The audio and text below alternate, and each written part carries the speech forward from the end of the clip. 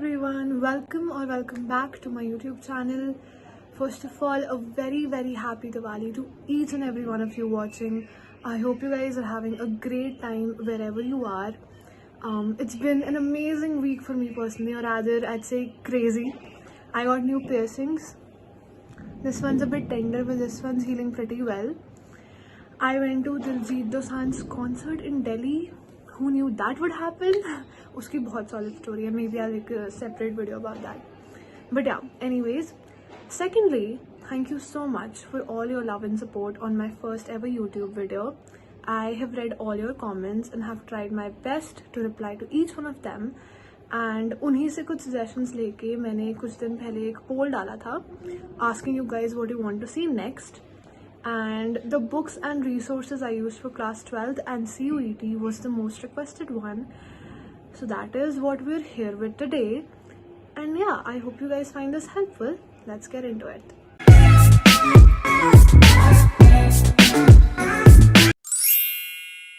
Okay, so इससे पहले कि मैं बताऊं कि मैंने कौन से books वगैरह use किए थे, I want to reiterate a few things. So I passed out of grade 12th and gave my CUET in 2022. And उस time I had 7 subjects, namely English, French, General Test, Accounts, Economics, Mathematics and Business Studies. And उस time पे हमारे पास ऐसे कोई recommendations नहीं थे because पहली बार हो रहा था CUET, like I've mentioned before. And so my approach was basically looking at the syllabus जो CUET समर्थ उस time पे website होती थी, and इस time I think there's a website by NTA.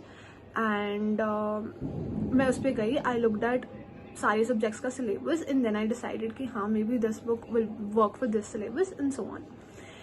And अभी I have a few books that I used at that time, but keep in mind these are 2022 के editions, so ध्यान से अपने साल का edition देखे करना. And कुछ books ही हैं and जो मेरे पास नहीं है maybe I'll link them in the description या फिर I'll attach a picture or anything. So yeah, your first step would be to go to NTA's website, CUET की specifically, and look at the subjects that you want to pursue in CUET and उसका syllabus बहुत ध्यान से पढ़ना. And yeah, अब start करते हैं, subject by subject जाएंगे and we'll see what books and resources I use so that you can understand तुम्हें कौन सी books लेनी है. Starting with the subject जिसके साथ हर commerce student की love hate relationship होती है, accountancy. So yeah, accountancy के लिए class 11th and 12th में हमने same set of books use की थी, called D.K. Goyal. वो हमारी teacher ने suggest की थी and we followed his advice blindly. So this is what the first edition looked like, part A. Then there was part B. And then part C. And CUET का syllabus भी class 12th वाला ही दिखा था मुझे mostly. तो ये books काफ़ी काम आई थी, इनसे काफ़ी कॉन्सेप्ट क्लैरिटी हुई थी मुझे, मतलब by heart I use these books and they were really helpful. And syllabus में there was another part of computerised accounting, but I figured कि 40 में से लाइक 50 में से 40 क्वेश्चंस करने हैं, तो I leave that out provided I have concept clarity on these topics. So I would suggest you guys do practice from these books and you'll get a lot of concept clarity. उसके अलावा चलो subjective knowledge तो इससे आ गई, but मेरे को sorry about that, मेरे को थोड़े trust issues थे यार. मेरे को लगता था कि बोर्ड में सब कहते हैं NCERT से आता है, तो मेरे को लगा कि यार NCERT तो पढ़ी नहीं, तो अब था कि NCERT भी पढ़नी है. मतलब ये तो हो गया, ये दिस वाज सेकेंडरी थिंग कि कर ली, बट NCERT भी आनी चाहिए. तो मैंने उसके बाद NCERT भी पढ़ी थी एंड उससे भी डाउट्स पूछे थे कि सर ये क्या होता है, मेरे को ये समझाओ. तो यार जितना करो उतना कम, जितनी कॉन्सेप्ट क्लैरिटी आ सकती है उतनी लाओ. This is what I would suggest, but these books would suffice. अगर तुम्हें एक्स्ट्रा माइल जाना है NCERT करके तो यार डू दैट. एंड उसके अलावा या तो ये तो हो गया सब्जेक्टिव तुम्हारी पढ़ाई, बट CUET का आता है ऑब्जेक्टिव. तो I again went to my professor and he suggested me a book APC करके. अकाउंट्स की तो अभी मेरे पास नहीं है, बट दूसरे सब्जेक्ट्स की है, मैं दिखाऊंगी बाद में. अकाउंट्स की APC and I use that for MCQ practice and या दैट्स प्रीटी मच इट. उसके अलावा मैंने और कुछ नहीं किया था अकाउंट्स के लिए and it worked out pretty well. So moving on to business studies के लिए I only refer to NCERT and मुझे पर्सनली प्रॉब्लम नहीं आती थी थ्योरी सब्जेक्ट्स में, but I know there are people out there जिनको थ्योरी सब्जेक्ट्स में काफ़ी प्रॉब्लम आती है. तो I would suggest I use this strategy throughout all theory subjects कि पढ़ते पढ़ते ना make questions out of what you are reading. तो मतलब अगर जो क्वेश्चंस एग्जामिनर के दिमाग में आ रहे हैं, if you can figure that out your self, तो उससे बेटर क्या ही हो सकता है. सो या that is one approach I followed. उसके अलावा क्योंकि MCQ प्रैक्टिस चाहिए थी, तो I refer to this very book called the APC and या इससे हो गया था. And that's pretty much it. Let's move on to the next subject. Moving on to economics. Economics is basically divided into two parts, right? Indian Eco and Macroeconomics for class 12th. But CBT का syllabus अगर तुम देखोगे तो there is a part of micro as well, जो class 11th में आता है. So micro के लिए तो Sandeep Garg I referred to, and Indian Eco के लिए also there was Sandeep Garg, but mostly NCERT because NCERT I think is the most trusted source for Indian economics. उसके अलावा अगर मैं मैक्रो की बात करूँ तो of course there was NCERT but there was also PR Jain. इससे मतलब जो क्वेश्चंस घुमा के आते हैं ना मैक्रो के, वो थोड़ा अच्छे से सॉल्व हो जाते हैं. मतलब आई नो NCERT में बहुत सिंपल लैंग्वेज में दे रखा है, बट इससे अगर तुम्हें अच्छी वाली कॉन्सेप्ट क्लैरिटी चाहिए तो this is the book I would suggest. And macro की ऑब्वियसली NCERT तो थी, इससे मतलब काफ़ी क्वेश्चंस आते हैं स्पेशली इन बोर्ड्स. तो डोंट फॉरगेट, तुम इससे पढ़ना, डोंट फॉरगेट. उसके अलावा because I again wanted to practice MCQ अलग से, I refer to again APC for economics. And इसमें मतलब सारे क्वेश्चंस एक साथ आ जाते हैं. मैक्रो आ जाती है, इंडियन इको आ जाती है, माइक्रो आ जाती है एक साथ. तो you get a taste of what the actual exam is going to look like. तो या that's pretty much it. And मतलब इसके अलावा for these three subjects accounts, BST and economics, मेरे टीचर्स क्वेश्चन बैंक्स बनाते थे अपने आप एंड मैं वो सॉल्व करती थी. एंड मतलब I know you can not, मतलब वो क्वेश्चन बैंक्स तुम्हें अभी नहीं मिल सकते, but the point I am trying to make is do, मतलब जितनी प्रैक्टिस कर सकते हो करो एंड जहाँ से भी कर सकते हो करो, because practice will never fail you. जितने क्वेश्चन प्रैक्टिस हो सके करो, it will help you a lot.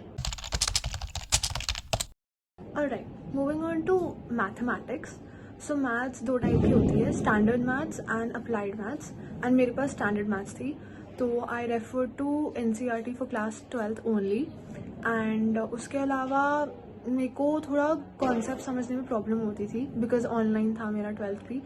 तो I refer to a YouTube channel called mathematically inclined और Neha Agarwal ma'am if you know her. तो उससे काफ़ी मुझे वहाँ से पढ़ने से काफ़ी मतलब clarity आती थी when I used to sit down and do questions. So yeah, I would suggest that for mathematics. And let's move on to the other subject. I want to suggest this very short duration of this video to friends because मुझे पता है कि there is a minority out there जिसके पास French भी है. And मैंने सिर्फ NCERT use करी थी फ्रेंच के लिए. And because my French professor was so good, मेरे को काफ़ी हद तक क्लैरिटी थी ऑफ फ्रेंच. एंड मैंने 6-7 साल पढ़ी है, फ्रॉम लाइक 5th grade मैंने पढ़ी है फ्रेंच. तो of course practice, language can only be mastered with practice. And I was also giving the DELF A1 diploma जो कि French ministry of education issue करती है. तो उससे भी काफ़ी प्रैक्टिस आ जाती है. उसमें रीडिंग कॉम्प्रिहेंशंस, लिसनिंग एक्सरसाइजेस, सब कुछ होता है, राइटिंग एक्सरसाइजेस. तो again practice as much as you can. Language के लिए या तो तुम बैठ के उसको सुनो, या तो उसको रीड करो, या फिर खुद प्रैक्टिस करो. वो तभी तुम्हें समझ आएगी. सो आई थिंक ये एक इकलौता सब्जेक्ट है जो क्लास 12 से काफ़ी डिफरेंट होता है बिकॉज इसमें लिटरेचर नहीं आता है. It's only RC's, verbal ability, your vocabulary, synonyms, antonyms in this stuff. So NCERT तो तुम नहीं कर सकते. What I personally did is मैंने कोई ऐसे बुक नहीं उठाई थी पर से. I just went to YouTube, I searched up English exercises for CUET and जो भी आता था I used to practice from that because it doesn't matter तुम्हारा source क्या है यार, English तो English ही रहेगी ना. And again भाई तुम्हें प्रैक्टिस करनी पड़ेगी तभी तुम्हें समझ आएगा. सो जहाँ से भी प्रैक्टिस कर सकते हो करो. YouTube is a very very good source. Go on the internet, search up English exercises for CUET. अब तो तुम्हारे पास काफ़ी पास्ट ईयर क्वेश्चन भी आ जाएंगे, तो वहाँ से प्रैक्टिस करो. एंड आई वोंट से कि तुम 2 दिन में इंग्लिश मास्टर कर सकते हो, but try to learn a new set of words every day, ताकि तुम्हारी वोकेबलरी एक्सपैंड हो. जितनी ज़्यादा प्रैक्टिस करोगे उतना ज़्यादा समझ आएगा. Moving on to general test, जिसमें अगेन काफ़ी बच्चों को कन्फ्यूजन होती है बिकॉज उसका सिलेबस बहुत अलग होता है जो कि 12th में आता है. सो उसको 3 पार्ट्स में डिवाइड करके पढ़ना चाहिए. बेसिकली अगर GK करंट अफेयर्स पढ़ रहे हो तो एक चीज़ समझो कि तुम्हें जो पास में हो रखा है उसकी सारी नॉलेज नहीं आ सकती. अभी तुम दिन भर बैठ के हिस्ट्री न्यूज़ वगैरह पढ़ रहे हो, उससे नहीं होगा. What you can do is जो आगे की न्यूज़ है और जो अभी चल रही है you can go through that. And उसके लिए I use to download an app called Inshorts. उससे मैं रोज़ न्यूज़ पढ़ती थी एंड जो कि करंट अफेयर्स चल रहे थे तो वैसे ही आता है. एंड मुझे एक क्वेश्चन याद है जो अपेरेंटली आया था हमारे CUET एग्ज़ाम में. It was matching the ministers to their ministries and also कि which country has the largest metro line. मतलब ऐसे क्वेश्चन आते हैं उसमें GK करंट अफेयर्स के. एंड उसके अलावा अगर क्वान्टिटेटिव एप्टीट्यूड की बात करूँ तो इट्स ऑल अबाउट मैथ्स. तो उसके लिए क्लास 10th के कॉन्सेप्ट्स बहुत क्लियर होने चाहिए. Pipes, cisterns, ratios and stuff. So class 10th एक बार की NCERT एक बार करके जाना ढंग से. एंड इवन 11th 12th की देख लेना, मतलब बट 10th की इज़ द प्राइमरी सोर्स. उसके अलावा there is logical and analytical reasoning, वो तो कहीं नहीं दी होती. अगेन इंग्लिश की तरह go to YouTube, search up logical analytical question, solve as many as you can. मतलब तुम्हें you can not figure out कि वो क्या क्वेश्चन उठा के दे देंगे. It's not too hard, it's mostly like series दे देंगे. You have to observe the pattern and answer the question and that's pretty much it. उसका थोड़ा पैटर्न अलग होता है. I know there are 60 question, you have to answer 50 and time limit भी अलग होता है.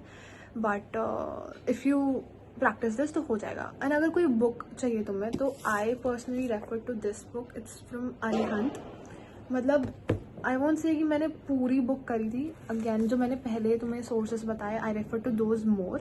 बट अगर तुम्हें अच्छा लगता है किसी बुक से पढ़ना and you want that feel, तो या this is a good book to refer to. And या उसके अलावा इफ़ यू गाइज वॉन्ट, तो मैंने कोई कोचिंग नहीं ली थी. मैंने इन बुक्स से पढ़ाई तो करी थी एंड MCQs की प्रैक्टिस के लिए भी I had books. But again CUET उस टाइम जो होता था इट वाज कंप्यूटराइज.